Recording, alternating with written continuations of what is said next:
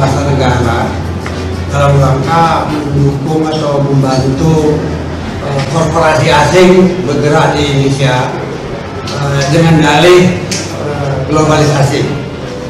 Sebagai contoh begini, saya mencari argumentasinya apa sih sehingga dibutuhkan, kenapa asing bisa berinvestasi di Indonesia dalam konteks internasional ya. Nah, pemerintah itu mengatakan bahwa kita ada kesepakatan dunia kebebasan berbicara, memberikan pendapat, itu darinya. Padahal ini kan bukan persoalan kebebasan berbicara, ini persoalan berserikat, berorganisasi. Jadi pemerintah itu perlu saya temukan argumentasi yang rasional. Apakah memang ada perjanjian nasional yang membolehkan atau yang disepakati warga negara asing boleh bikin ormas di negeri orang lain? Kalau kebebasan berbicara itu ada, HAM juga ada, tapi kan itu kan soal individualistik, bukan soal kolektivitas. Nah ini domainnya Kementerian Luar Negeri. Jadi benar abang kita tadi, ini domainnya Kemenlu, jadi bukan domainnya apa. Karena dalam PP ini kan ada dua izin prinsip sama izin operasional. Nah, izin operasional dikeluarkan oleh Menteri Hukum HAM, tapi izin prinsip itu dipatok pada Menteri Luar Negeri. Nah, berarti ini kan domain internasional. Itu yang saya pikir ini masih dalam perspektif keinginan negara-negara superpower, negara-negara maju untuk menguasai negara-negara dunia ketiga atau negara terbelakang melalui regulasi atau melalui kebijakan yang dikeluarkan oleh penguasa negara. Dalam ini sasarannya bukan lagi state, bukan lagi dunia usaha, tapi sudah masuk civil society ya, tataran dari kebijakan ini. Kemudian apakah PP ini sudah desain? Sudah pasti sudah desain lama. Jadi bukan hanya zaman SBY, sebelum-sebelumnya juga sudah desain. Karena urutannya kan pertama itu kalau demokratisasi atau asingisasi itu kan pertama dia menangani soal state dulu. State dikuasai, dibuat regulasi yang membuat dia lemah, bisa dimasuki. Kemudian baru dia dobrak soal dunia usaha. Jadi sekian peraturan-peraturan dihilangkan yang membatasi usaha asing Indonesia. Sudah selesai sekarang. Sekarang apa-apa boleh dikerjakan oleh mereka.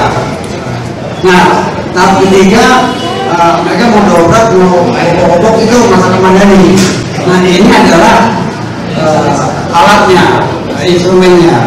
Jadi bagi saya ini adalah sebuah desain global soal. Nah, bagaimana melawannya ya mungkin kalau secara politik ya dia mau melawan, tapi mungkin secara hukum melalui review. Bang, segawat apa sih? Segawat apa sih sebenarnya kepentingan asing itu sehingga sampai emang ini harus didemo, kemudian dari sisi hukum ini harus dilakukan judicial review. Dari sisi politik, aku melihat segawat apa sih? Ya, jadi begini, selama ini kan hanya masyarakat Madani yang memprotes asingisasi dunia usaha. Dan kita tahu, misalnya reklamasi di Jakarta, itu kan asingisasi, itu orang Cina, bukan Amerika. Nah, yang melawan kan masyarakat Madani. Kalau mereka bisa masuk sebagai institusi, sebagai kelembagaan, sebagai aktor masyarakat Madani di tengah-tengah masyarakat Madani itu, maka nanti dia akan membangun sinergi atau melakukan penugasan sehingga dia tidak mengganggu kepentingan atau kebijakan yang diambil oleh negara untuk kepentingan mereka. Jadi penghambaan state terhadap dunia korporasi, penghambaan dunia usaha pada korporasi, pada korporasi asing didukung oleh penghambaan masyarakat Madani. Nah, hanya dengan regulasi lah mereka bisa menguasai masyarakat Madani. Kalau tidak mereka dibilang ya nggak boleh ya, karena mereka. Tapi begini, ini kan hanya persoalan formal. Faktanya sudah ada 60. Ini yang ngomongin pemerintah. Ada 66 ormas sudah ada di Indonesia. Jadi asing sudah ada. Jadi tanpa regulasi ini pun pemerintah membiarkan. Nah, artinya apa? pemerintah itu punya political will untuk membebaskan asing membangun organisasi atau membangun lembaga masyarakat madani. Kalau dia membangun lembaga profesi atau lembaga usaha ya itu kita nggak urus, ya lah dia mau membuat perusahaan.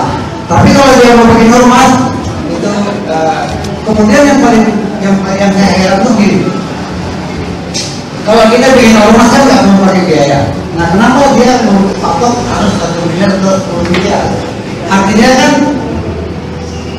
ada variabel uang dalam sebenarnya. Jadi kalau mereka itu 10 miliar itu kan kecil. Bayangkan kalau mereka punya 1 triliun bikin ormas di seluruh provinsi, ketika ada orang menentang GPS apa program yang Pak ini ya BPS ya, lalu mungkin mereka dorong untuk menolak BPS gitu, supaya asuransi kesehatan mereka hidup begitu, bisa aja kan? Jadi beberapa orang madani menentang BPJS sehingga orang nanti larinya ke asuransi kesehatannya. Jadi saya pikir, saya malah mungkin mau tanya sama ahli hukum, ada nggak dasar hukum internasional yang membolehkan orang asing membangun lembaga sosial, membangun organisasi dimulai? Kalau kebebasan berbicara, saya kebebasan beragama, saya percaya ada. Tapi untuk ini, saya belum menemukan. Jadi kita ini terlalu maju, Indonesia terlalu maju. Jadi kita sendiri yang membuka diri untuk dimasuki. Malaysia sebenarnya belum bisa. Ya, nah tadi apakah mereka itu pernah menjawab konsep? Kita tanpa sadar dari awal informasi melakukan pelemahan state, pelemahan negara. Perdebatan di politik itu kan apakah negara dibutuhkan, peran negara kuat atau lemah. Nah ini perdebatan. Nah penganut pro demokrasi liberal, dia inginnya negara itu lemah. Tapi kalau penganut demokrasi otoritarian, dia inginnya negara itu kuat. Nah sekarang ini rejim kita ini adalah rejim yang menginginkan negara state lemah. Otomatis juga kalau state lemah, mau tidak mau masyarakat nanti juga akan lemah. Sekarang masalahnya adalah seperti saya katakan, kalau masyarakat madani lemah, padahal secara teori yang namanya kedaulatan rakyat itu adalah wewenang power milik rakyat dan dia mewakilkan pada state. Ketika masyarakat madani lemah, berarti kan dia tidak punya kedaulatan. Nah kalau dia nggak punya kedaulatan, siapa yang berdaulat? Akhirnya yang berdaulat adalah korporasi asing yang bekerja sama dengan lokal, state menghambat kepada mereka. Ini yang ini. Dan kalau ini terjadi, saya yakin kesenjangan ketidakadilan sosial ekonomi itu pasti makin melebar. Ya mungkin bagi lawyer bisa lah jadi konsultan hukum, mungkin banyak. Tapi yang lain-lainnya kan akan kesedot. Sejelek-jeleknya orang Aceh, kalau kapitalis kan uangnya masih dibawa ke Aceh, diputar. Tapi kalau yang berusaha itu orang Amerika, orang Cina kan dibawa ke negerinya itu.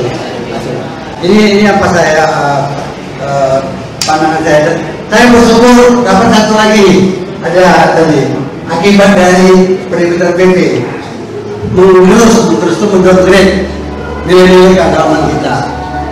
Ini kalau ini terjadi, wah saya bisa bayangkan akan konflik besar. Kenapa? Di India masyarakat Islam kelas menengah tumbuh di perkotaan yang tadi 12 gambarannya, tapi di India akan ada satu gerakan ormas yang bertentangan dengan Islam. Itu saya nggak bisa bayangkan apa yang akan terjadi.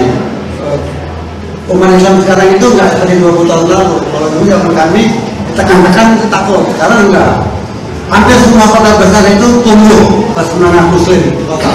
Dan mereka apolitik, mandiri, nggak bergantung ke siapa-siapa, nggak peduli dengan pimpinan formal.